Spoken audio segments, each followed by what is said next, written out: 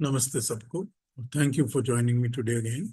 आज हम 15th chapter Gita का पिछली बार शुरू कर चुके हैं। पहले 4 श्लोकों पे हमने बात कर ली थी और कठोपनिषद के पहले श्लोक कठोपनिषद से बोरोड था।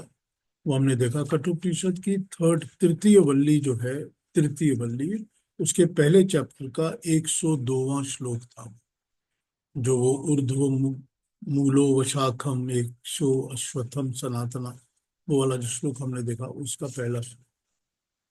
तो अभी मैंने कठोपनिषद का ही एक उसी चैप्टर के 6th पार्ट का 107वां श्लोक निकाला है। ये श्लोक कहता है, इंद्रियाणाम पृथक भाग मुक्त यास्तव मयोच्च यत् पृथक तद्यामानानाम मत्वा धीरो न शोचति। जब तक मनुष्य इंद्रियों को अपना स्वरूप जानता है तब तक ही दुख और सोच रहता है, क्योंकि इंद्रियां उत्पन्न होने से विकार वाली होती हैं। जिस समय मनुष्य को यह विचार हो जाता है कि मैं जीवात्मा हूँ, नित्य हूँ, और ये इंद्रियां उत्पन्न और नाश होने वाली हैं, ये मेरा अपना स्वरूप नहीं है, अतः इंद्रियां मेरे स्वरूप से अलग हैं, पृथक है, क्योंकि कोई उत्पन्न होने वाला नित्य के स्वरूप में प्रविष्ट नहीं हो सकता। बहुत स्ट्रॉन्ग सेंटेंस है ये। जब इंद्रियां मुझसे पृथक हैं तो इनके विकारों से मेरी लाभ और हानि क्या है। मैं नित्य हूँ, मुझ में कोई विकार नहीं है, परंतु ये शुद्ध और ये विकार वाली, मैं शुद्ध हूँ और ये विकार वाली है। विकार मतलब डिस्टर्बेंसेस, गलतियां, प्रॉब्लम्स। अतः मुझे अपने कर्तव्य का यथावत पालन उचित है। इंद्रियों के विकार में लिप्त होना नितांत भूल है। अतः शरीर और इंद्रियों से निश्चिंत हो जाना चाहिए। नित्य आत्मा को किसी प्रकार की हानि नहीं हो सकती, क्योंकि समस्त क्लेश जन्म और मरण नाशवान इंद्रियों द्वारा ही होते हैं। ये हम अपने जीवन में दो अलग अलग तरह की अवस्थाओं से रोज ही फेस टू फेस होते हैं। एक जागृत अवस्था, इस अवस्था में इंद्रियों का हम अपना निज स्वरूप पाते हैं। जब हम उठे हुए होते हैं और सब काम करते हैं तो हमको लगता है ये इंद्रियां ही हमारा अपना स्वरूप है, तथा इनके विषयों को भोगते हैं। हम अपनी आंखों से सुंदर चीजें देखते हैं, कानों से अच्छे अच्छे शब्द सुनते हैं, नासिका से सुगंध, रसना से इंद्रियां ग्रहण करते हैं। उस समय संपूर्ण क्लेश भी साथ साथ आ जाता है। उसके साथ ही आती है ईर्ष्या, द्वेष, तृष्णा, मैथुन, एटसेट्रा। और अन्य सुषुप्ति अवस्था में, जिसमें कोई इंद्रिय नहीं होती, जिस पर हम सो जाते हैं और कोई इंद्रियां काम नहीं कर रही होती, तो उस समय किसी प्रकार का क्लेश या किसी प्रकार की सोच नहीं होती, क्योंकि उस समय इंद्रियां जो आत्मा के स्वरूप से अलग हैं वो अलग ही हो जाती हैं। उनसे आत्मा का संबंध नहीं होता। ईश्वरीय नियम इस उदाहरण से स्पष्ट कर दिया गया कि जिस समय इंद्रियों में अहंकार होगा, अर्थात जीव उनको मैं अथवा मेरा स्वीकार करेगा, तब सब प्रकार के कलेश पैदा होंगे। जहां उनके अहंकार का त्याग होगा वहीं दुख का त्याग हो जाए। ये कठोपनिषद का श्लोक है, मैंने आपको बताया, तृतीय पल्ली 6 का 107। बड़ी सिंपल इन्होंने प्रिंसिपल आपको बता दिया है कि हम इंद्रियों से जब तक जुड़े रहते हैं तब तक हमको हर किस्म का कष्ट, हर किस्म का दुख प्रतीत होता है, उसका एहसास हो। क्योंकि जब इंद्रियों के विषय आते हैं तो उनके साथ साथ ही आ जाते हैं बाकी सब चीज, यानी कि ईर्ष्या, द्वेष, जेलसी, हेट्रेड, लव, डिटैचमेंट, सब उसके साथ आ जाता है। और हम जब रात को सोते हैं तो हम एक्चुअली अपनी इंद्रियों से अलग हो जाते हैं, तो हमारी आत्मा का अपना स्वरूप होता है। उस समय हमें बड़े आराम से नींद आती है। तब ना कोई विकार होता है, झमेला होता है, और ना कोई डिस्टरबेंस होती है, ना कोई प्रॉब्लम होती है शरीर में। ना सोते सोते हमको द्वेष, ईर्ष्या जागती है, ना गुस्सा आता है, ना प्यार आता है। ये सब चीजें इंद्रियों से जुड़ी हुई हैं, इंद्रियों से रिलेटेड है। यही भगवान कृष्ण कई बार अलग अलग जगह भगवान कृष्ण हमको ये बता चुके हैं। ये लेक्चर में, उनके टॉक्स में बार बार आती है। तो वो कई बार कह चुके हैं कि इंद्रियों से अलग और आत्मा अलग। तो ये मैसेजेस तो वही मैसेजेस हैं जो कि हम अलग अलग उपनिषदों में पढ़ते हैं और उसी तरह से हम देते हैं। ये इन्होंने एक बात कही थी यहाँ पर, क्योंकि कोई उत्पन्न होने वाली वस्तु नित्य के स्वरूप में प्रविष्ट नहीं हो सकती। जो भी चीज पैदा होती है या पैदा होने वाली चीज है, जो भी पैदा होती है, उत्पन्न होती है, मैन्युफैक्चर होती है, क्रिएट होती है, पैदा होती है, वो परमानेंट, नित्य मतलब जो परमानेंट है, यानी कि जो हमारी आत्मा है या परमात्मा है, जो नित्य है, जो हमेशा है, जो ना कभी मरेंगे ना कभी जिएंगे, उनका कुछ नहीं होगा, हमेशा ऐसे ही रहेंगे, वो नित्य। उनके अंदर ये प्रवेश नहीं कर सकती, घुस नहीं सकती, अंदर नहीं जा सकती। तो इसका क्या मतलब हुआ? इसका बड़ा सिंपल सा मतलब ये हुआ कि जो परमानेंट चीजें हैं, यानी कि जो नित्य है हमारा, हमारी जीव आत्मा, हमारी आत्मा नित्य है, परमात्मा नित्य है, और मूल प्रकृति नित्य है। तो मूल प्रकृति से बनकर बिगड़कर तो चीजें बन सकती हैं, लेकिन वो उसके अंदर समा नहीं सकती। मतलब जब वो नष्ट होती हैं, तो नष्ट होने के बाद उनके फिर परमाणु ही रह जाते हैं, उनके अणु बस खत्म हो जाते हैं, बाकी सब कुछ समाप्त हो जाता है। ये तो हमको समझ में आ जाता है कि जो भी चीज नष्ट होती है, बर्बाद होती है, जल जाती है, तबाह हो जाती है, मट्टी हो जाती है, वो फिर उसी तरह से माइन्यूटेस्ट फॉर्म में आके प्रकृति के मिक्स हो जाती है। और जब ये पृथ्वी और ये सारी क्रिएशन नष्ट होना शुरू होगी, तो इनके जो अणु हैं वो भी नष्ट होते होते वापस वही परमाणु बन जाएंगे जो प्रकृति के परमाणु। मगर उसके अंदर इनका सॉलिड फॉर्म, जैसा फॉर्म है, वो उनके अंदर समा नहीं सकता। उसी तरह से इनका सॉलिड फॉर्म हमारे अंदर नहीं समा सकता। हम जो जीव आत्मा है, हमारे अंदर ये नहीं समा सकता, और परमात्मा के अंदर भी नहीं समा सकता। तो हम जिस चीज की भी सॉलिड फॉर्म्स में परमात्मा को ढूंढते हैं, हमको ये पता होना चाहिए कि उनमें परमात्मा नहीं समा सकता, और वो परमात्मा में नहीं समा सकता। किसी भी क्रिएटेड चीज के अंदर, उत्पन्न पैदा की हुई कोई भी चीज जो भी बनाई जाती है, उसमें परमात्मा नहीं समा सकता, और वो परमात्मा में नहीं समा सकता। तो हमारी इंद्रियां भी तो क्रिएटेड है, उत्पन्न हुई हैं। जब पैदा होते हैं तो उसके साथ हमको इंद्रियां मिलती हैं, शरीर मिलता है, सूक्ष्म शरीर मिलता है। तो हम ये कैसे समझ लेते हैं कि मैं इंद्रियां ही हूं, कि मैं यही हूं जो बॉडी है, फिजिकल बॉडी, हम कैसे समझ? और हम जैसे ही अपने आप को फिजिकल बॉडी समझने लगते हैं, तभी हमारे अंदर सारी किस्म के प्रॉब्लम्स, द्वेष, ईर्ष्या, जेलसीज, गुस्सा, प्यार, मोहब्बत, सब चीज पैदा होने लग जाती है। अटैचमेंट्स, डिटैचमेंट सब आने लग जाता है। अब ये कितना सिंपल एक श्लोक है जो मैंने आपको कठोपनिषद का पढ़ के बताया है, लेकिन सारी की सारी गीता इसी को समझाती है हमारी। शुरू से भगवान कृष्ण यही बता रहे हैं कि तुम अलग हो और प्रकृति अलग है, कि तुमको तुम्हारी इंद्रियां प्रकृति से मिली हैं, कि तुम इंद्रियां नहीं हो, तुम प्रकृति नहीं हो। तो इनके अंदर जो घट रहा है, प्रकृति में जो घट रहा है, इंद्रियों में जो घट रहा है, वो इंद्रियों में घट रहा है, वो तुमको उसका असर, हानि, लाभ लेने की जरूरत नहीं। तुम्हारी आत्मा को वो अपने ऊपर लोड लेने की कोई जरूरत नहीं। वो सिर्फ घट रहा है, उसको घटने दो, जो हो रहा है उसको होने दो, उसके साथ इन्वॉल्व मत हो, अटैच मत हो।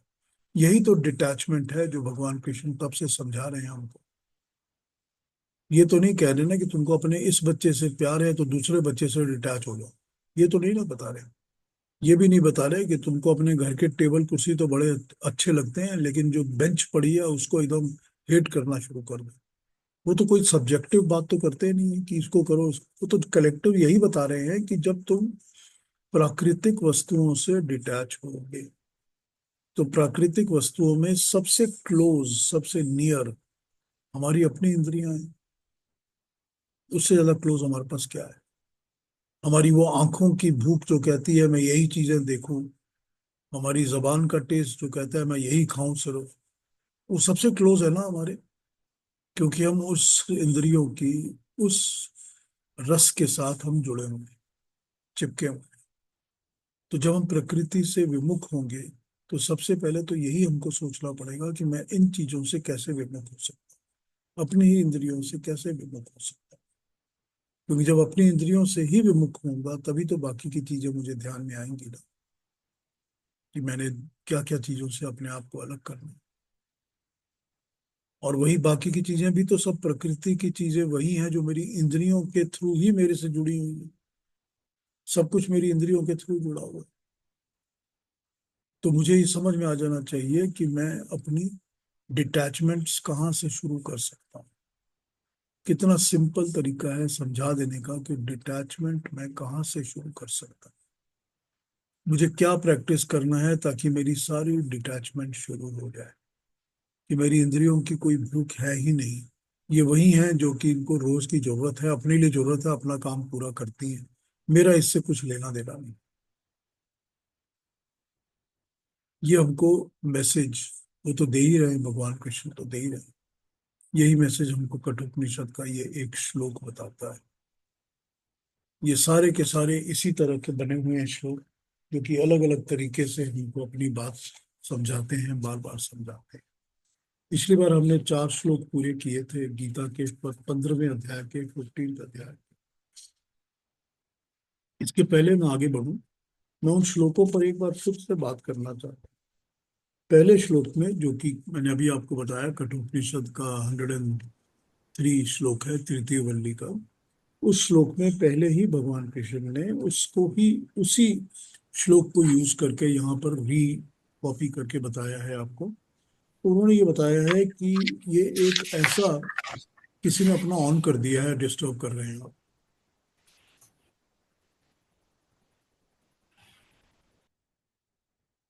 तो ये इन्होंने बताया है उसी चीज को लेकर कि किस तरह से जो एक ये सारी प्रकृति है, ये सारी की सारी क्रिएशन है, ये एक उस तरह का पेड़ है जिसकी जड़ तो ऊपर है और शाखाएं नीचे को है, ब्रांचेस नीचे को है।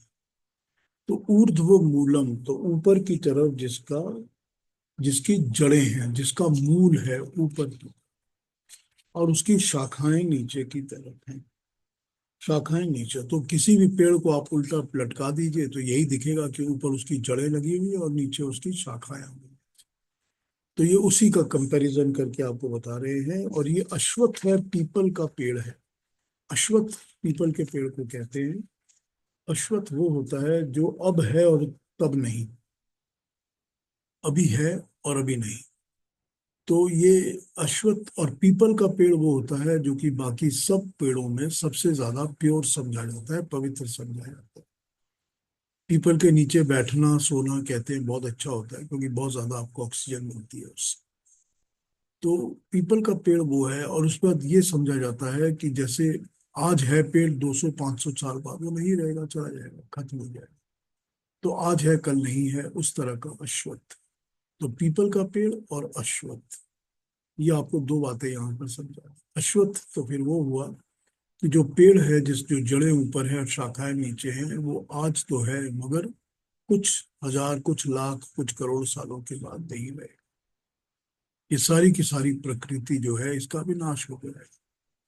तो हम जहाँ रहते हैं, जिन चीजों को अपना समझते हैं, जो हमने अपनी प्रॉपर्टीज मान ली हैं, जो हमने अपना धन मान लिया है, वो भी सब इसके साथ ही नष्ट होकर समाप्त हो जाएगा। सबका सब मिट्टी हो जाएगा। तो जब मिट्टी हो जाएगा सबका सब, तभी उसको अश्वत्थ का, अश्वत्थ क्योंकि आज है कल नहीं है, ऐसी चीज को अश्वत्थ कहते हैं। फिर कहा कि लेकिन वो अव्ययम है, लेकिन वो विनाश उसका नहीं होता। अभी तो कह दिया कि आज है और कल नहीं रहेगा, मगर अभी कह दिया कि उसका विनाश नहीं होता। तो यहाँ यही समझना पड़ेगा कि विनाश उस चीज का नहीं होता जो कि मूल रूप में जाके परमानेंट नित्य हो जाती है। तो इसका मतलब यही बता दिया गया कि जो प्रकृति है वो अश्वत्थ है, वो नश विनाश हो जाएगी। लेकिन अल्टीमेटली मूल रूप में प्रकृति विनाशहीन है, उसका विनाश नहीं होता, क्योंकि मूल प्रकृति का कभी विनाश नहीं होता। तो बड़े सिंपल तरीके से एक दो वर्ड्स के अंदर जो बेसिक प्रिंसिपल्स हैं उनको रीएस्टैब्लिश कर देते हैं। वो रीएस्टैब्लिश कर देते हैं कि जो मूल प्रकृति है उसका कभी विनाश नहीं होता, वो एक ही बनी रहती है हमेशा। और जो मूल प्रकृति है, क्योंकि उसका विनाश नहीं होता, तो उसकी क्रिएटेड प्रकृति जो होती है, जो हमको आंखों से दिखती है, हर तरह जो चीजें हैं, वो हैं जो आज है और कल नहीं है, और वो फिर अपने मूल में चली जाएंगी, और मूल में उनका विनाश नहीं हो। तो इस तरह तो इन्होंने प्रकृति को कर दिया। फिर उन्होंने कहा कि छंदांसी परनानी, मतलब छंद, वेदों के छंद जिसके पत्ते हैं। अब फिर देखिए, मैं आपसे इस प्रिंसिपल के ऊपर कई बार बात कर चुका हूँ। मैं आपको ये बता चुका हूँ कि जब परमात्मा क्रिएशन बनाता है, तो जो वेदों के मंत्र इस सृष्टि में, इस एटमॉस्फेयर में, सारे के सारे एनवायरमेंट में घूमते फैलते रहते हैं, वही इस सारी क्रिएशन को एनर्जी, पावर, एक्टिविटी सब कुछ प्रोवाइड करते हैं। उनके चलने से ही मैग्नेटिक फोर्स तैयार होती है, ग्रेविटेशनल फोर्स तैयार होती है, वही रेडियो एक्टिव वेव्स बनाते हैं, और वही छंद हैं जो ये सारी क्रिएशन को का पालन पोषण करते हैं।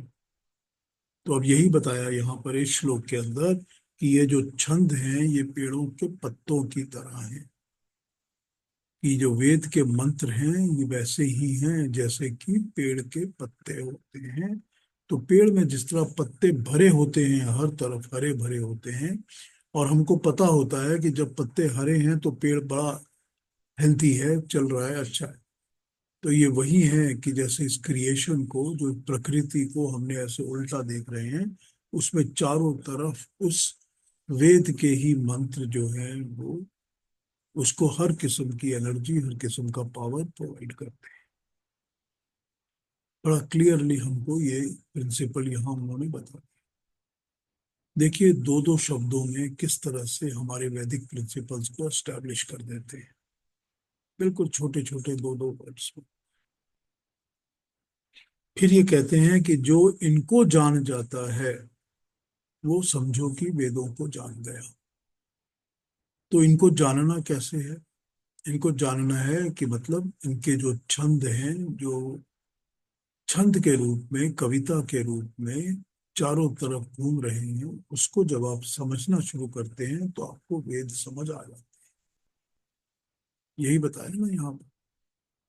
तो यहाँ पर हमको ये तो बता दिया कि जो प्रकृति है, ये सारी क्रिएशन जो है, ये एक उल्टे पेड़ की तरह है। उल्टा पेड़ इसलिए है क्योंकि इसको ऊपर से, नीचे पृथ्वी से नहीं, मगर ऊपर से, ऊपर से। अब ऊपर कहने का यहाँ मतलब वही है कि ऊपर का मतलब जहाँ ऊपर वाला रहता है, या परमात्मा होता है, या उच्च, ऊंचे ग्रेड का जो भी कुछ है। ये तो है नहीं कि हम कहेंगे परमात्मा वहां रहता है, यहाँ नहीं रहता। ये तो हम कह नहीं सकते। लेकिन हम ये समझ सकते हैं कि जब ऊपर वर्ड किया जाता है तो उसका मतलब होता है कि परमात्मा की बात हो रही है, कि उसको अपनी एनर्जी फीड सब ऊपर परमात्मा से मिलता है, और नीचे इसकी शाखाएं रहती हैं। तो परमात्मा से ही सब कुछ इसको प्राप्त होती है, एनर्जी वनर्जी सब भी, फीड भी, सब कुछ वहीं से मिलता है इसको, और वहीं से ये पलता पोष बड़ा होता, पनपता है, सब कुछ वहां से उसको सोर्स मिलता है। और फैलता ये सारी नीचे की तरफ है दुनिया में, क्योंकि कभी इधर और कभी उधर। तो इसी की जो कल्पना करके हमसे, वो सातवलेकर जी की हमने ट्रांसलेशन देखी थी, उन्होंने इसी की कल्पना करके हमको बता दिया था कि ये एक मनुष्य को भी अगर इसी तरह देख लिया जाए तो समझ में आता है कि उसके सर में सारी की सारी उसकी नर्व सेंटर या उसकी जड़ें होती हैं। वहीं से, मस्तिष्क से ही उसके सारी चीजें पैदा होती हैं, और मन से ही उसकी सारी चीजें चलती हैं। और फिर वो नीचे की तरफ शरीर में उसकी सारी इंद्रियां, कर्म इंद्रियां, टांगे, हाथ, उंगलियां, ये सब उसी तरह हैं जैसे कि पेड़ की शाखाएं हैं, पेड़ की टहनियां हैं। तो ये उसी तरह से इन्होंने इसको कंपेयर करके एक दूसरे के साथ बताया था कि ये वैसा ही है जैसा कि प्रकृति है। तो ये अगर उस तरह से समझ लिया जाए तो भी समझ आ जाता है कि हम मनुष्य जो होते हैं, हमारी बॉडी में, हमारे अंग में सब कुछ, हमारी इंद्रियां चलती ही उसी तरह हैं जब हमारा ब्रेन या दिमाग या मस्तिष्क इनको चलने के लिए जिस तरह से डिमांड करता है या कहता है। तो हमारी भी जड़ें तो ऐसे ऊपर हैं और हमारी शाखाएं नीचे फैली हुई। उन नीचे फैली शाखाओं से ही तो हम सारी ज्ञान को प्राप्त करते हैं। हमको जो ज्ञान प्राप्त करना होता है, कोई चीज को हम टच करके, कोई चीज को देख के, किसी को टेस्ट करके, सुन के, हम उसी तरह सारा ज्ञान प्राप्त करते हैं। और उसी से हम सब, हमारे फैलाव में से हम सब कुछ इकट्ठा करते हैं, और फिर वो हम ऊपर भेज देते हैं अपने मस्तिष्क में, उसको एनालाइज करने के लिए, उसको समझ लेके। तो ये तो उसी तरह की बात बताई गई है यहाँ पर। अब ये पहले श्लोक में तो उन्होंने ये बता दिया कि जो इनको जान जाता है, तो ऑब्वियस बात है कि जो वेद मंत्रों को समझ लेता है, जान लेता है, वो समझ लो कि वो वेद वेता है, वो वेदवित्त है, उसको ज्ञान हो गया वेद का, ये समझ। फिर अगले श्लोक में नंबर 2 में ये बताते हैं कि ये जो विश्व की शाखाएं जो नीचे ऊपर फैली हुई हैं, इन शाखाओं में कपोलें फूट रही हैं। अब ये जब ये बताते हैं कि ये इन सब में अलग अलग प्रसूता फैली हुई है, गुण प्रवृद्धा, विषय प्रवाला, ठीक। गुण प्रवृद्धा मतलब उनके अंदर जो गुण हैं, 3 गुण हैं, सत्व रजस और तमस के। पिछले चैप्टर में बड़ी इलेबोरेटली उन्होंने आपको सत्व रजस और तमस के गुणों की बात बताई थी। अब वो बता रहे हैं, सॉरी, अब वो बता रहे हैं कि ये जो गुण हैं, ये इनकी शाखाओं में फैले हुए हैं, प्रवृत्त हैं, एकदम भरे हुए हैं। और जो ये गुण इनकी शाखाओं में फैले हुए हैं, वो गुण ही हैं जिनसे कि इनके अंदर विषय प्रवाला, विषयों के हिसाब से, उन सब्जेक्ट्स के हिसाब से कपोलें फूट रही हैं। सब्जेक्ट्स क्या होते हैं? सब सब्जेक्ट्स वही होते हैं जो हमारी इंद्रियों को चाहिए। हमारी इंद्रियों को रस चाहिए, गंध चाहिए, रूप चाहिए, शब्द चाहिए। ये सब वही चीजें हैं जो कि पैदा होती हैं, और ये सब चीजें सत्व रजस और तमस से ही पैदा होती हैं। और उनसे पैदा होकर ही इनके छोटे छोटे छोटे छोटे फ्रूट्स हमको दिखते हैं, और उन फ्रूट्स को हम चखते हैं, खाते हैं, और उनको हम लेते हैं, तो वो हमारे अंदर विषय बन के आ जाते हैं, सब्जेक्ट्स बन के आ जाते हैं। जो अब जैसे घोड़े और घास का सब्जेक्ट है, तो कहा जाता है कि घोड़े का विषय घास है। तो उसी तरह से विषय का मतलब हो जाता है कि जो उस पर्टिकुलर चीज के लिए ही उसकी वो एप्लीकेशन बनी है। आंखों का विषय ही है दृश्य, देखना। और जबान का, रसना का, टेस्ट का विषय ही है अलग अलग रसों को टेस्ट करना। तो वो सब चीजें बनी ही उस तरह से हैं, और सब सत्व और रजस और तमस से बनी है। हमारी अपनी जबान भी, हमारी आंखें भी सत्व रजस और तमस से बनी है, क्योंकि प्रकृति की बनी है। और इसके सब्जेक्ट भी उसी के बने हुए हैं, विषय के बने हैं। वो भी इसी से बने हैं सारे के सारे। तो वो भी इससे और ये भी इससे, तो ये एक दूसरे में प्रवृत्त होकर, अटैच होकर, उसी को यूज करने के लिए वो कपोलों को एग्जाम्पल दिया गया। कपोले होते हैं जब छोटे छोटे फल लगते हैं, पेड़ पे जो नया फल लगता है उसको कपोला, कपोल बोलते हैं। जो बिल्कुल बेबी फ्रूट्स बोलते हैं इसको। तो ये उनके चखने के लिए ही ये फल लगते हैं, और इंद्रियां उनको विषय समझकर उनको खाती हैं। लेकिन फिर ये बता देते हैं उसी श्लोक में, मूला न्यासुम कंताति, मूल जड़ों में असुम तंताति फैली हुई कर्मानुबंधिनी मनुष्य लोक के, कि अब इस मनुष्य लोक में आने के बाद जो मनुष्य हैं, वो इसमें कर्मों से बंध कर अपने कर्म करने लगते हैं। हम कर्मों से बंध जाते हैं, कर्म हमको बंधन में डाल देते हैं। हम इस पेड़ के अंदर, पेड़ के आसपास हर तरह से हम जकड़े जाते हैं, हम बंधन में पूरी तरह से उलझ जाते हैं, बंध जाते हैं। और वो हम बनते क्यों हैं? अपने कर्म के अनुसार ही बनते हैं। जो हम कर्म करेंगे उसी हिसाब से हम यहाँ पर बंध जाएंगे। तो ये जो कर्म बंधन है, वही हमको अलग अलग विषय के कपोलों से अटैच करता है, वही हम खाते हैं, वही हमारा काम चलाते हैं। और हम बनते भी अपने कर्म से। तो अगर कर्म हमारे ना बांधने वाले होंगे तो हम नहीं बनेंगे। अगर हमारे कर्म निष्काम होंगे, जिनमें इन विषयों को चखने की कामना होगी ही नहीं, तो हम विषयों को नहीं चखेंगे। तो हमारा कर्म जो है वो हमको बांधेंगे नहीं। तो दूसरे चैप्टर से ही भगवान कृष्ण निष्काम कर्म की बात करते आ रहे हैं। शुरू से करते आ रहे हैं, शुरू से समझाते आ रहे हैं कि निष्काम कर्म कैसे करें। अब यहाँ पर अपने प्रिंसिपल को समझाने के लिए उन्होंने एक बात और बता दी। ये बता दी कि कर्म ही हमारे बंधन के कारण होते हैं। कर्म ही होते हैं जो हमको बांध देते हैं। तो जब हमको बांध देते हैं कर्म, बुरा कर्म करेंगे तो बुरी चीजों में फंसे रहेंगे। लालच करेंगे तो लालच के फलों में फंसे रहेंगे। ईर्ष्या जलसी करेंगे तो उसी में फंसे रहेंगे। तो ये सब चीज तो हमारे अपने कर्म है। मानसिक कर्म हो या शारीरिक कर्म हो, कर्म तो हमारे अपने ही है। और जितने कर्म है वो बांधे रखेंगे। तो जो बंध जाएंगे वो कर्म ही हैं जो हमको यहाँ पर सतव रजस और तमस के बने हुए गुणों से जो हैं, जिनकी कपोलें फूट रही हैं, जो इंद्रियों के विषय बन रहे हैं, वो हमारी कर्म है जो इनमें हमको बांधे।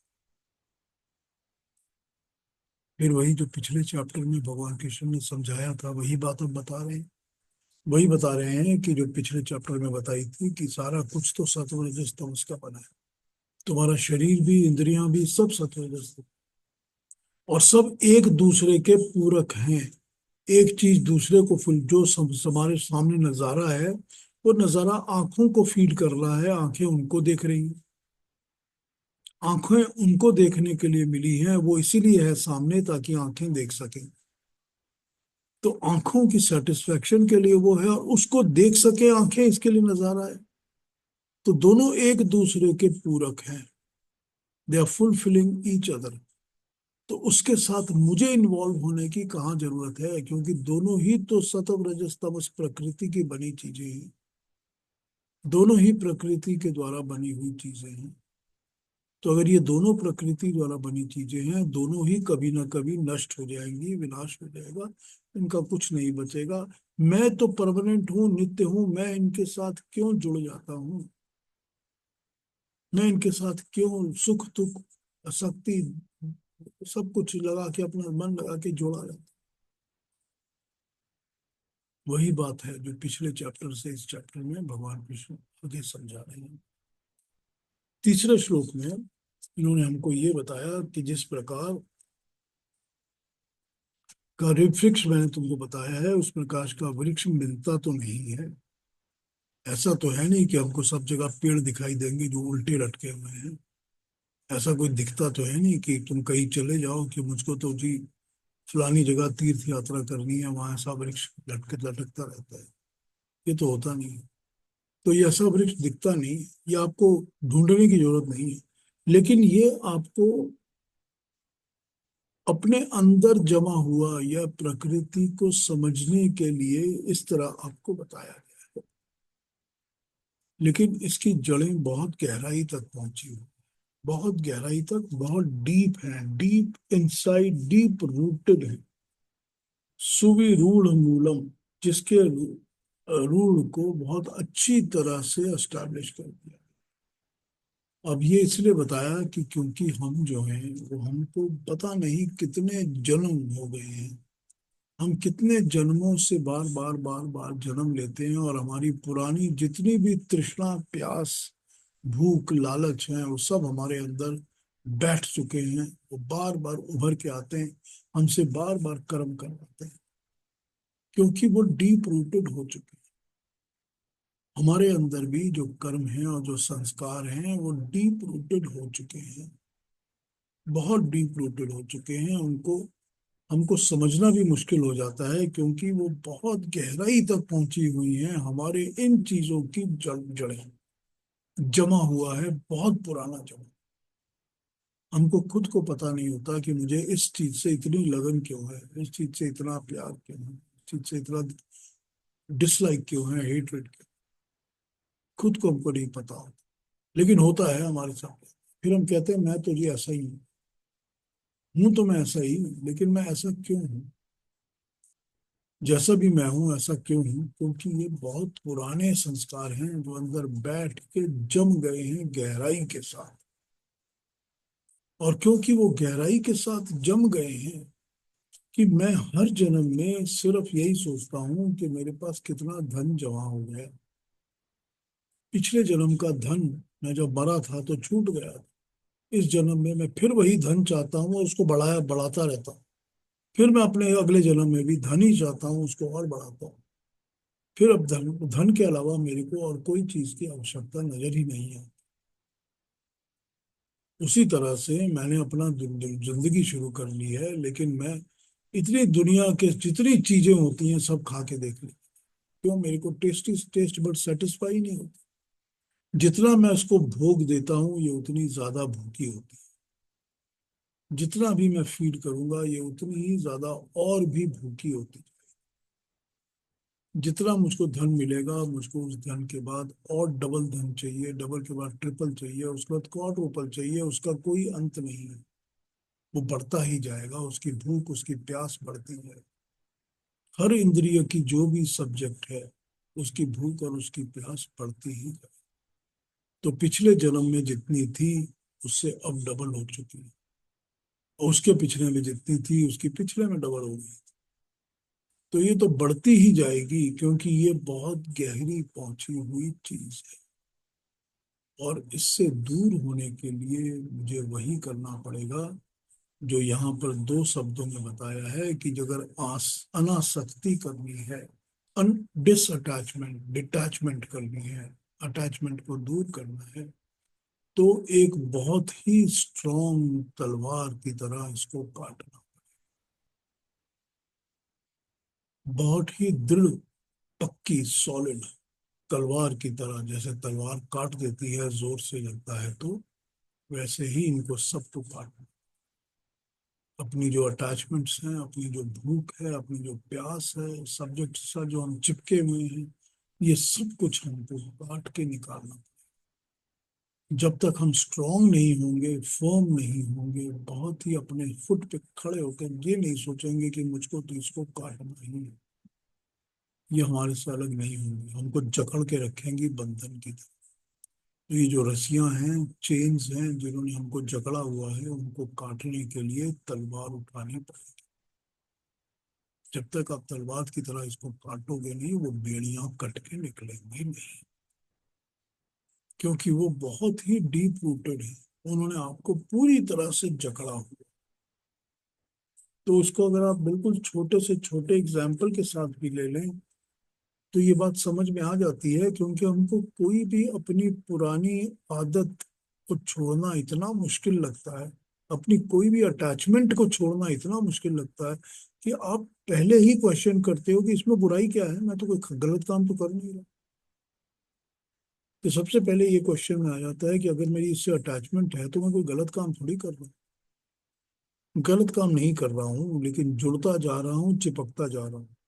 और जितना जुड़ता जाऊंगा, चिपकता जाऊंगा, उतना कर्म के बंधनों में फंसता ही जाऊंगा। तो वो जिस जोड़ को छू काटने के लिए तो बहुत सख्त डिसीजन लेने ही पड़ते हैं, अपने अंदर के सख्त डिसीजन। ये सख्त डिसीजन ही तो है हमारे, जो हमारे को यहाँ कहा गया कि दृढ़, पक्की, स्ट्रॉन्ग तलवार होनी चाहिए जिससे इसको काटे। अब जैसे किसी चीज को तलवार से काट दिया जाए तो वापस तो अटैच होके जुड़ती नहीं, हट जाती है, बिल्कुल बिखर जाती है, कट के अलग। तो इसी तरह से काट के अलग करना पड़ेगा। ये नहीं है कि आस्ते से हटा दिया तो 2 दिन बाद फिर जुड़ गई, फिर हटाया फिर जुड़ गई, तो उसका कोई फायदा नहीं। तो यही यहाँ पर समझाया गया है कि जो हमारे अंदर जमा हुए हुए संस्कार हैं, हमारे अंदर जो हमारे साथ चिपकी हुई हमारी भूख है, हमारी तृष्णा है, हमारे लालच है, गुस्सा है, डिसलाइक्स हैं, लाइक्स हैं, इन सब को हमको कड़ी और पक्की तलवार से काटना ही पड़ेगा। योग दर्शन इसके लिए यूज करता है इक्विवेलेंट, की catch the bull by the horn. कि जो सामने से सांड आ रहा है उसके सींग पकड़ के उसको दबा के नीचे बैठा। एक ही बात हुई। जब आपको किसी भी सामने वाले, अटैक करने वाले के सींग पकड़ के जोर से बैठाना पड़ेगा नीचे, तो वही हो गई बात कि आपको दृढ़ तलवार ही है जो आपको मदद कर रही है। यही बात हो। तो अभी तक तो हम ये पूछते आ रहे थे कि ये सब सुनना तो आसान है, करें कैसे। यही हम कहते हैं ना बार बार, करें कैसे, बहुत मुश्किल है। बात सुन लिया हमने, सब कुछ समझ में आ गया, करें कैसे। तो ये करें कैसे को ही तो भगवान कृष्ण समझा रहे हैं ना अब। आप कहेंगे बहुत मुश्किल है, बहुत डिफिकल्ट है, बहुत टफ है। तो who told you it is easy? वो तो आपको वन बाय वन स्टेप्स बताए जा रहे हैं इतनी देर से। वो तो प्रिपेयर करे जा रहे हैं आपको कि आप प्रिपेयर हो जाओ, मैं जो बताऊंगा वो समझना पड़ेगा। मगर पॉसिबल तो है। तो या तो आप उनमें से हो जो कि मान लोगे और मान के अपनी जिंदगी में उतारोगे, और या सिर्फ सुनोगे तो कोई बात नहीं, फिर ये ऊपर से निकल जाएगी, हाँ, कोई फायदा नहीं होगा इसका। तो यही भगवान कृष्ण यहाँ पर कोशिश कर रहे हैं उन समझाने की। चौथा श्लोक जो हमने पिछली बार किया था, वो कहता है कि फिर उस स्थान को खोज के निकालना चाहिए जहां पहुंचकर लौट कर आना नहीं होता। इसका मतलब है कि हमको लौट के आने का मतलब शरीर धारण करना। ये जो बार बार बार बार हम जन्म लेते हैं मरते हैं, जन्म लेते हैं मरते हैं, जन्म लेते हैं मरते हैं, ये नहीं होगा। तो हमको ऐसा जगह, ऐसा स्थान ढूंढ के निकालना होगा। अब वो ढूंढना भी हमको ही पड़ेगा, क्योंकि हमारे ही कर्म होंगे जो हमको वहां तक लेके जाएंगे, या हमारे ही कर्म होंगे जो हमको वहां से रोकेंगे, टोकेंगे, रास्ता भटकाएंगे, नहीं जाने देंगे। तो हमको ही तो ढूंढना है कि वो मोक्ष का स्थान कौन सा है। वो कौन सी जगह है ऐसी जहां पर मैं पहुंच जाऊंगा, या स्टेज, कौन सी स्टेज है ऐसी, कौन सा ऐसी कंडीशन है, कौन सी ऐसी पोजीशन है जहां मैं पहुंच जाऊंगा तो मुझे फिर दोबारा लौट के आना नहीं पड़े। अभी तो मैं लौट के आ रहा हूँ बार, अभी तो मैं जन्म ले रहा हूँ, मर रहा हूँ, जन्म ले रहा हूँ, मर रहा हूँ, जन्म ले रहा हूँ, मर रहा हूँ, फिर अगला जन्म लूंगा। तो मेरे को तो अभी वो पता नहीं जगह कहाँ पर, मैंने ढूंढा ही नहीं है। तो जब प्रकृति के झंझट से, झमेले से, जकड़न से हम काट काट के निकलेंगे, तब समझ में आएगा कि वो एक स्थान ऐसा भी है जिसमें कि ये जकड़न झंझट झमेले नहीं है। उसे ढूंढना है मुझको। उसको कैसे ढूंढूंगा मैं? इसको मैं ढूंढूंगा ही तब जब मैं अपने आप को इन झमेलों से, प्रकृति से अपने आप को अलग कर सकूं। जब मैं इनको बंधनों को, चेन्स को काट लूंगा, पाश को काटूंगा, तभी मैं बाहर निकलूंगा, और निकल कर मैं उसको ढूंढ पाऊंगा कि जहां से मुझको इसके लिए फिर से दोबारा नहीं आना पड़े। क्योंकि आना जाना का मतलब ही है शरीर धारण करना और फिर मरना और फिर पैदा होना और फिर मरना और फिर पैदा होना और फिर,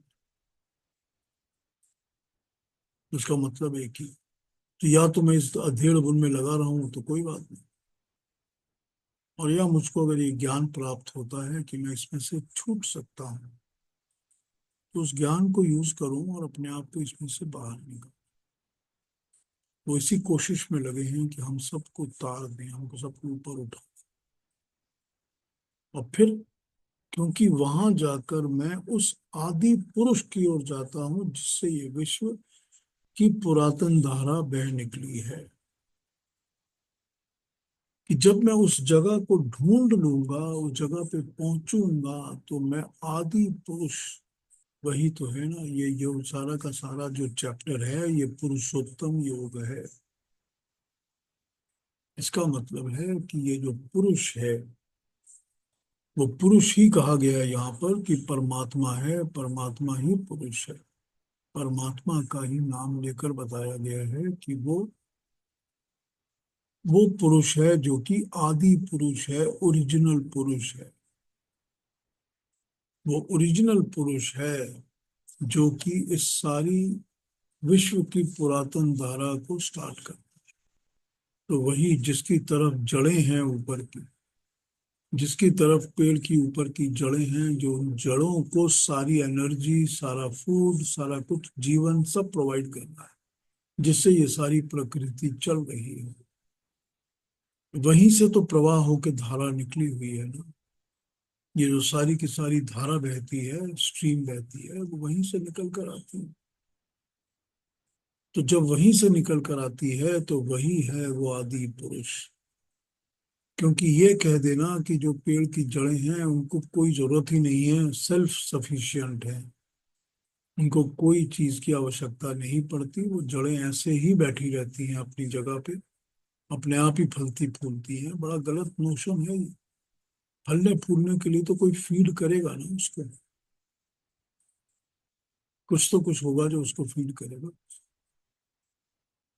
तो जो फीड करने वाला सोर्स है वही आदि पुरुष है, जो इस पुरातन धारा की, सारे विश्व की, सारा सारी की सारी क्रिएशन, सारा ब्रह्मांड, सारी की सारी विश्व धारा, इन सब का क्रिएट करने वाला, इनका पालन पोषण करने वाला जो है, वहीं पर वो मिलेगा। कहाँ मिलेगा? वो जगह जो हम खोज के निकालेंगे, जहां से फिर लौट के नहीं आना पड़ेगा, जहां से इस जन्म और मृत्यु का चक्कर हट जाएगा, वहीं पर हमको वो आदि पुरुष प्राप्त होगा। तो यहाँ पर ये पहले 4 श्लोकों में हमको उन्होंने ये बातें बताई हैं भगवान कृष्ण ने, before going forward and to the other once.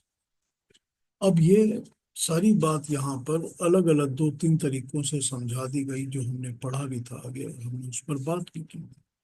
जो हमने ये कहा था कि या तो इसको यूं समझ लो कि जैसे कि एक प्रकृति है पूरी की पूरी, जो कि एक पेड़ की तरह है, जो परमानेंट नहीं है, लेकिन उसका मूल, उसकी ओरिजिन हमेशा रहती है।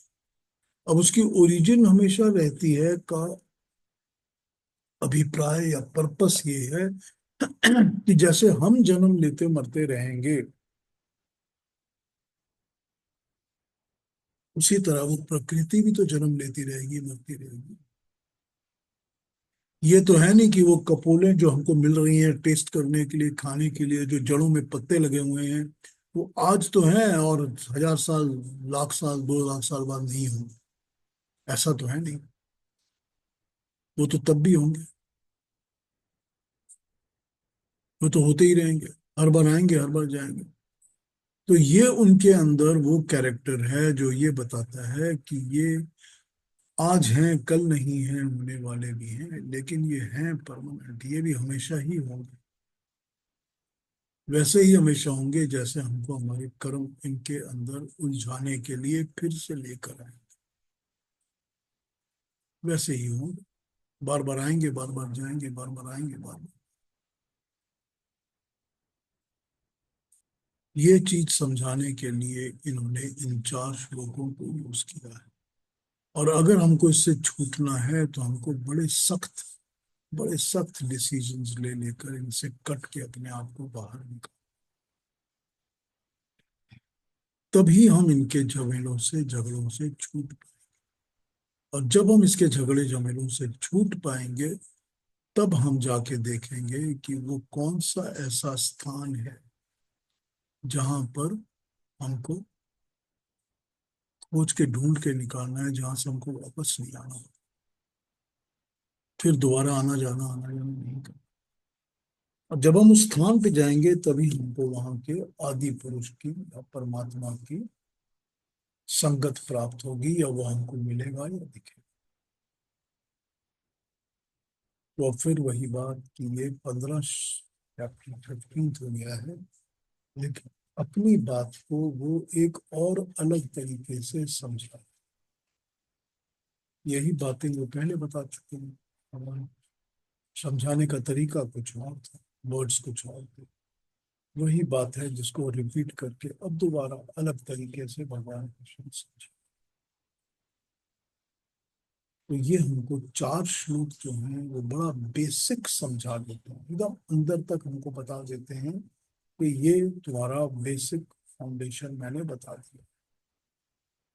अब आगे इस सारे चैप्टर में वो पुरुष के बारे में, उस आदि पुरुष के बारे में जिसको हमने खोजना है, जिसको हमने ढूंढ के निकाला, जो वहां रहता है, जिस जगह को, स्थान को हमने ढूंढा, उस आदि पुरुष के बारे में और आगे इस चैप्टर में बातें करेंगे। अलग अलग उपनिषदों से फिर बोरो करेंगे और अपनी बात को उसी तरह। तो आज मैं यहीं पर पॉज करता हूँ। आज मैंने नया श्लोक नहीं पकड़ा क्योंकि मैं पुराने चारों श्लोकों को इन डिटेल समझाना चाहता था। जब तक उसकी मैसेज हमारे को समझ नहीं आएगी तब तक हम इस पर आगे बढ़ने का फायदा नहीं है। इसीलिए मैंने ये चारों श्लोकों के ऊपर आज दोबारा से इसको पकड़ा और दोबारा से इसको समझाया है। अब आप लोग कुछ पूछना चाहते हैं, कहना चाहते हैं, फिर से कुछ समझना चाहते हैं तो प्लीज बात करिए, मुझसे पूछ लीजिए, मैं बता दूंगा आपको फिर से, या समझा दूंगा आपको फिर से। जी। पीयूष जी, ये जो आपने फिर से समझाया तो वो बहुत अच्छा लगा। मुझे लग ही रहा था कि एक बार फिर इस पे जरा डिटेल पे बात करूं। हाँ। हाँ, मुझे लगा। और पिछले हफ्ते जब मैं बात कर रहा था तो मेरी तबीयत भी ठीक नहीं थी, तो इसलिए मुझे पता नहीं था कि मैंने कितना बोला, नहीं बोला। उतना आवाज में आप में लिल नहीं था आवाज में। हाँ हाँ हाँ, ठीक बोल रहे हैं आप। आवाज में लिल्ट नहीं, पक्की बात। आज है, आज तो सब जब फिर से समझाया तो सारा वो रिपीटेशन हो गया, बहुत अच्छा हो गया। वो इसीलिए बताया मैंने कि क्लैरिफाई कर दूं एक बार फिर से, हम्म। ताकि हम अब इस चैप्टर पर हम आगे बढ़ेंगे और आगे भी ऐसी बातें और डिटेल में बोली जाएंगी। तो जब तक बेसिक समझ में नहीं आएगा आगे की बात समझ में आने वाली नहीं। तो फिर हमारे ऊपर से कॉम्प्लेक्स वही है, है कि सब्जेक्ट कॉम्प्लेक्स है। बहुत कॉम्प्लेक्स है, बहुत ज्यादा हम्म। कॉम्प्लेक्स है। और कॉम्प्लेक्स समझना तो कॉम्प्लेक्स है ही, अप्लाई करना तो बहुत ही कॉम्प्लेक्स है। हम्म। बिल्कुल बिल्कुल। समझनी है, समझने की बात एक होती है, अप्लाई करने की और एक होती है, अलग लेवल होता है उसका। बहुत कॉम्प्लेक्स है ये, क्योंकि ये हमारे अंदर जब तक पूरी चीज विचारों के अंदर नहीं बैठेगी, हमारी आत्मसात नहीं होगा, हमारी आत्मा में ही जाके बैठ नहीं जाएगी चीज, तब तक हम उसके ऊपर काम नहीं करें।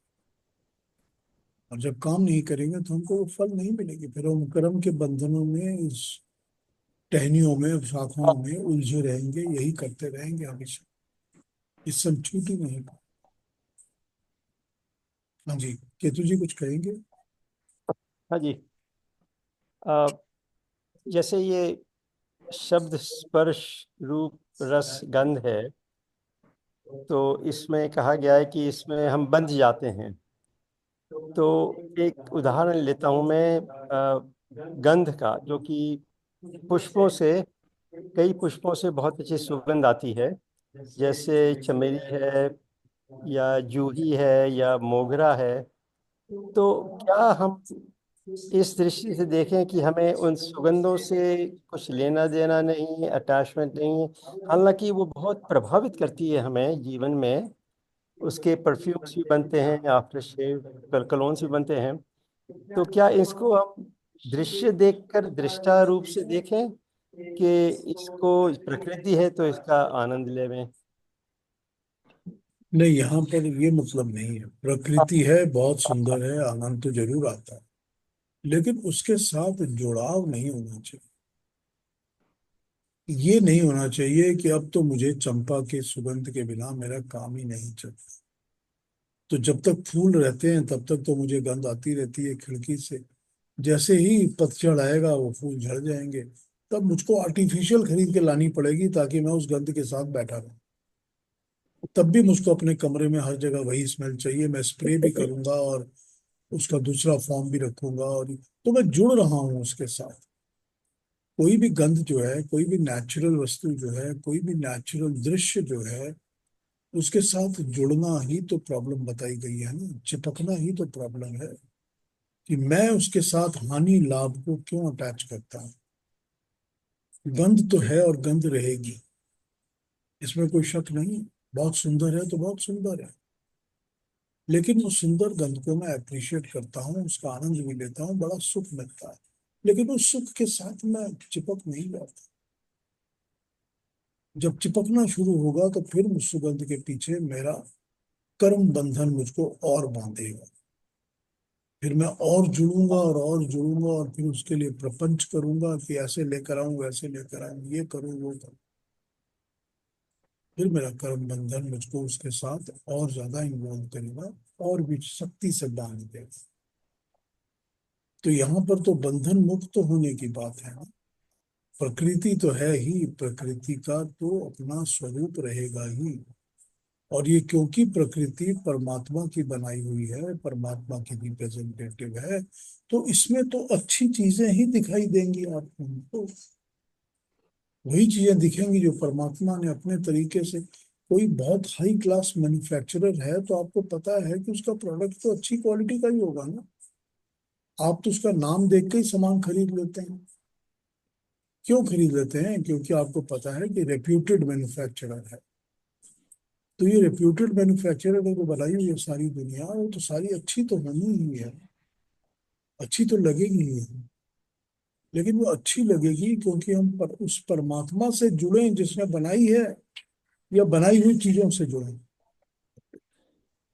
ये ऑप्शन है ना हमारे पास कि मैं जो मैन्युफैक्चरर है उसका गुणगान करता हूँ या प्रोडक्ट्स के ही गुणगान करता हूँ। तो यही बात हो जाती है कि हम अल्टीमेटली हमारे कर्म जो है वो हमको इन विषयों से जोड़ देते हैं।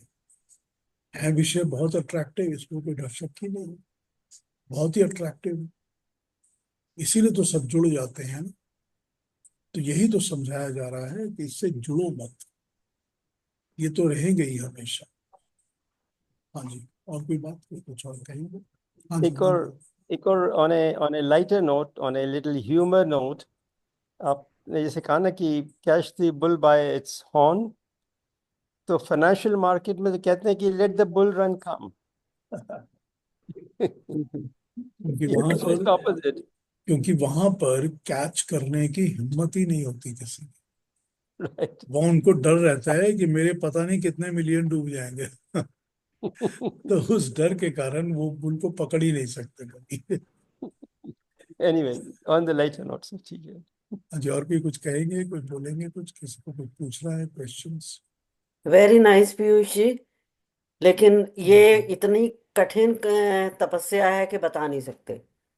कि केतु जी ने सवाल पूछा, गंध आ रही है तो उसको हम एक्सेप्ट करेंगे, हमें अच्छी लगती है, लेकिन आपने कहा कि उसमें बंधना नहीं है। यही तो बात है। रिस्पॉन्सिबिलिटी बढ़ जाती, बंधना नहीं है। ये बहुत मुश्किल होता है, आसानी से नहीं छूटती हैं बातें। तभी तो कहा है ना कि दृढ़ तलवार के साथ काटो। तभी तो वर्ड्स यूज किए हैं ना। जब तक हम दृढ़ तलवार से नहीं काटेंगे, ये नहीं कटेगा, ये नहीं कटेगा। Yes, implementation is very very difficult. Very difficult. ठीक कहा है आपने, तभी तो कहा है ना कि you need a very strong तलवार टू कट इट, क्योंकि इम्प्लीमेंटेशन ही तो डिफिकल्ट है। उसी को तो हमको किसी ना किसी छोर से, किसी पॉइंट से शुरू करना पड़ता है।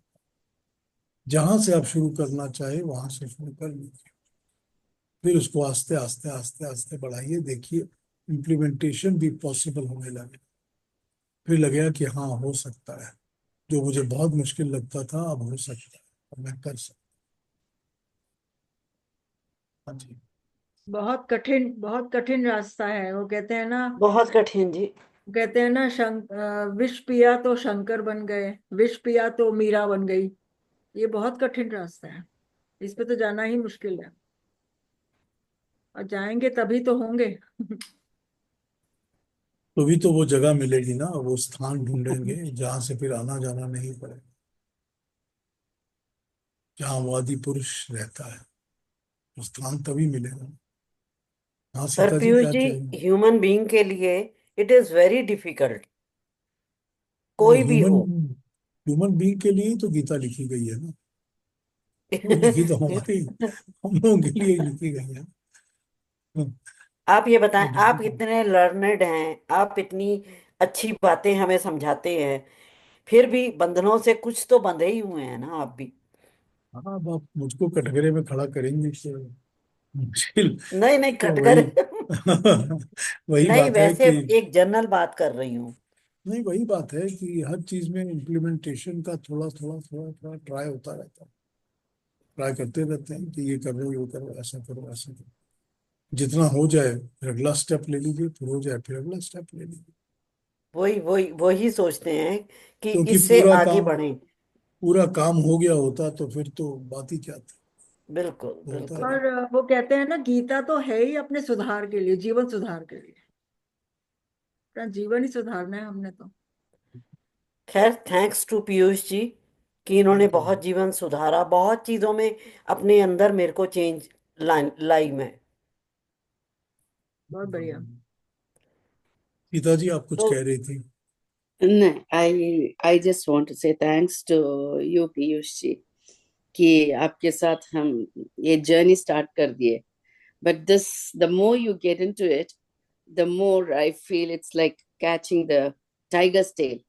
एक बार पकड़ लिया तो ना छोड़ सकते हैं ना पकड़ सकते हैं, कंटिन्यू कर सकते हैं. We are like, you've और got अब छोड़ सीता जी यू आर, छोड़ने से भी मुश्किल है, पकड़ के रखने से भी मुश्किल है. So it's अब वो like, यही बात है ना कि you have already taught it, now you don't have an option. exactly, तो exactly. So this is why you see there are so many people who never even attempt to catch it. यही सही बात है बात। ना। इसके लिए तो करेज चाहिए। अब जब आपने टेल पकड़ लिया है तो समहाउ और द अदर वो टाइगर भी आपके कंट्रोल में आ ही जाएगा। yeah, that's उतना फेथ, वही तो, that's the attempt. That is the attempt. उतना फेथ वापस रखिए। जाने का तो सवाल ही है, but yes, हाँ, पैदा ही नहीं होता अब सवाल, बट वो फेथ आपको yes, रखना पड़ेगा। yes. So no regrets whatsoever having started the journey, but very, very hopeful that we should be able to, with your guidance, we should be able to हो reach the जाएगा, destination. हो Yeah. जाएगा, हो जाएगा। जब कोशिश जारी रहेगी एंड ऑनेस्ट एफर्ट रहेगा तो हो जाएगा। हमेशा कर्म का फल जी मिलता जी है ना। कर्म का अच्छा फल तो मिलेगा ही मिलेगा। कर्म फल तो मिलेगा ही मिलेगा। जी. हो जाएगा। हाँ जी, और कोई कुछ कहेंगे? Anything anybody has to comment? Sita ji ने कहा कि इनकी यात्रा शुरू हो गई है, इनकी सफर शुरू हो गई है। तो एक फिल्म की टाइटल याद है मुझे, एक ही रास्ता। एक ही एक ही रास्ता है, हम्म. उससे वापस नहीं लौट सकते। बिल्कुल ठीक बात Actually, है, I वही was तो। very disturbed. I was very disturbed with an incident yesterday. So I was like again reinforcing. हर बार सुनना पड़ता है. Every Saturday before I start the session, immediately कुछ ना कुछ होता है. Similarly, something most unexpected, most unpleasant happened. Young couple, one of my very close relatives, young couple, 25, 26, they don't even have children. They just started there. Bike पे जाते जाते एक ही मौत हो गई. They had an accident, road accident. Both are very young actually. Nobody expected. 2 years ago, their mother passed away. Now the only child, only son, he passed away. He lost his limb. His left hand had to be amputated. The daughter-in-law passed away. This gentleman is alone now. Lost his wife 2 years. क्या हो रहा है? After all, he was very, very disciplined, very spiritual. They are into Isha Foundation completely. They dedicated their lives. क्या हो क्या रहा है? I mean, can we call it karma and just इतना आसान नहीं है ना इसको कर्मा करके छोड़ दे. They just went on their vacation for 10 days. घर से निकले मोबाइक में भूटान जा रहे थे. So on the way, after 3 hours, they got this news. They were supposed to be on a holiday for 10 days. So this gentleman is saying, what did I do? I lost my wife. Suddenly, she also passed away, something like this. I started coming to terms after 2 years of her death. Yes, this is going to be my destiny. Kuch to paap kiya hoga. He was settling down and suddenly this happened.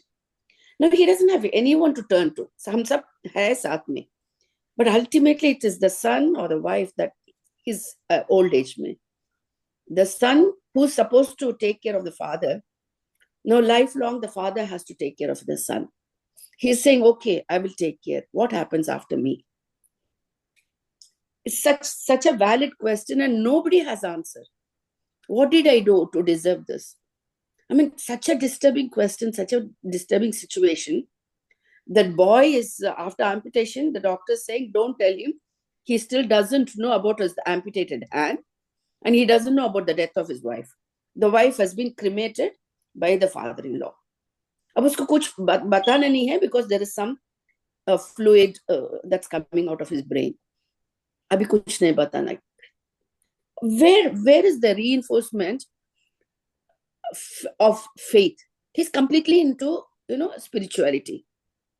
तो किसी का क्या बिगाड़ा था मैंने? That is what he's asking. Who has an answer? The only answer is in the Karam and Karam Bandhan. That's the only answer. The only answer is that we do not know. We really do not know. Before we started this session, Indra Ben was asking about the Sanchit Karam and Prarabdha Karam. What is the difference in two of them? And then I was listening to that. Then I told her that Sanchit are the ones that are accumulated and Prarabdha the ones that are started showing the Karam Phal. So this is what it is. There were Sanchit Karam that were lying buried, and when they got an opportunity, they started showing up their face. So it is the Prarabdha that starts coming back to us, and we have no answers for it. We have no answers for it. Because if we remembered all our births before, then we would have been a total chaos as a life. We cannot do that. But it is certainly a Karam Phal that is coming and facing us, and we are bearing the fruit of it and brunt of it. But that is what Usually I it read happens. somewhere that even 50 janams before Sanchit Karma can act up. Yes, 50 क्यों बहुत जन्म हो सकते हैं, 100-150 हो सकते हैं. कोई भी संचित कर्म जो होते हैं, जब उनको मौका मिलता है तभी पनप के निकलते हैं. वो तो उन पे डिपेंड करता है कि आपने कभी, तभी तो वो कहते हैं कि अपने संस्कारों को, अपने आदत को, अपनी हैबिट्स को, लाइक्स डिसलाइक्स को समझो. उनको समझोगे और इनको हैंडल करोगे, डील करोगे, कन्फ्रंट करोगे, तभी उनको हटा सकोगे और तभी उनके ऊपर विजय पा सकोगे. लेकिन अगर वो दबे हैं तो पता नहीं कब निकल के बाहर आते हैं, कब उभर के निकल आते हैं. All this we understand very logically, very practically, until something happens to us. It is very difficult to once understand. you're into it, all this logical will defy you. So nothing works. Nothing works. As an outsider, we are able to, talk about this and then understand, convince ourselves that yes, this is what it is. You deserved it. You got it. Pata nahi kab kya hoga. But it is very scary to imagine yourself in his position. Will we be able to talk like this logically in his place? But that was my fear. That was my fear. It is very difficult. Yeah. Very difficult. Very scary situation. Like, बहुत बुरा लगता है money. हमें हमारे सबको नमस्ते. हमें जाना है. Namaste. Can I say something? This is about my own experience. When I lost my husband, Baba, is not a guru like other gurus. His teaching was very different. He said, "Beta, abhi tumko samajh mein nahi aayega, but this is the best thing that happened to you." And now, after say 35 years, I understand. If he would have been alive, I would have been in the sansar, dealing, with society and the whole drama and game and this thing. Now, that detachment or that accident or incident made me go within myself and go in. I was into spirituality, but understand it in a bigger form gave me courage to face it, and depending only on the divine as my strength. So what could have been, I could have felt like a victim and be in misery and feel sorry for myself, or if I look at it and say it was a blessing. So you really don't know why a certain situation happens and where it will take you. It is very terrible to go through. I can't say the pain was not there, but if you look at it from a different way, it has a different meaning completely. That is my experience. It might not be the same for. This is also a way where the fate uses the talwar to cut off the attachments. Yeah. जिस तलवार को हमने उठाना है ताकि हमारे बंधन cut सके, वो कभी कभी हमारा प्रारब्ध जो है वो तलवार उठा के काट देता है कि तुम बंधनों को काटो। ये बहुत मुश्किल है, इसको एक्सेप्ट करना और इस पे मान्यता देना बहुत ज्यादा मुश्किल, लेकिन जो है वो है, it is the truth, you have to face the truth. और ये किसी एक की जिंदगी में नहीं है, किसी एक की जिंदगी में हो सकता है कि 2 दिनों में हो गया, हमारी जिंदगी में 4 साल में होता है स्प्रेड आउट। तो किसी के साथ ऐसा, किसी के साथ वैसा, मगर ये तो है नहीं कि ये किसी एक का ही है, सभी की लाइफ ऐसे ही होती है, हर एक की जिंदगी ऐसी। हाँ जी, और कोई कुछ कहेंगे? नहीं तो फिर अगले सैटरडे को मिलेंगे, तो कल मैं नहीं करूंगा session. I will not have an access. I will not have an access to Wi-Fi tomorrow. Jai Shri Krishna. We'll miss it. We'll miss the Sunday session. Thank you so much for answering. Thank you so much for discussing it in the first place. I wanted to talk to you about this. I mean, it's not that we are not able to do something. Just praying that he comes out of it soon and accepts. Yes, that's all we can do. Like, thank you for answering. तो गरुड़ पुराण पे मैं अगले हफ्ते बात कर लूंगा, मुझे remind करा दीजिए। Thank you so much. Miss everybody this Sunday. Next. Yes, we will miss you. I will miss everybody else. धन्यवाद, thank you. Have a nice week, everybody. Thank you.